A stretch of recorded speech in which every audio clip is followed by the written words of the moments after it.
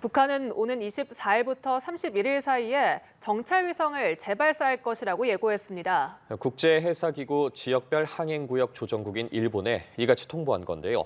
북한이 정찰위성 발사 시기를 한미연합연습 기간에 맞춘 것으로 보입니다. 지성림 기자입니다.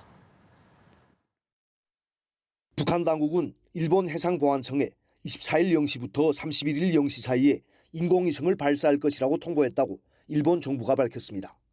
북한은 일본 측에 인공위성 발사에 따른 해상위험구역 3곳도 알렸습니다. 북한이 설정한 위험구역은 북한 남서쪽 황해해상 2곳과 필리핀 동쪽 태평양 해상 1곳으로 모두 일본의 배타적 경제수역 밖입니다.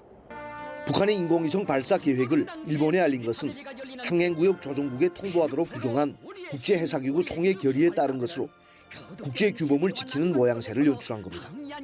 북한이 발사를 예고한 것은 군사정찰위성으로 북한은 지난 5월 29일에도 일본의 인공위성 발사 시기를 통보하고 이틀 뒤 정찰위성을 쏘아 올렸습니다. 하지만 당시 발사는 운반 로켓 추진체 엔진 고장으로 실패했고 체면을 구긴 김정은 정권은 정찰위성 재발사를 공언했습니다. 이번 발사 실패의 원인과 교훈을 철저히 분석하고 빠른 시일 안에 군사정찰 위성을 성공적으로 발사함으로써 인민군대의 정찰 정보 능력을 제고하고 북한의 정찰위성 재발사 시기는 한미 을지 자유의 방패 연합연습 기간과 일치합니다. 이는 정찰위성이 한미동맹을 겨냥한 것임을 분명히 하려는 의도로 풀이됩니다.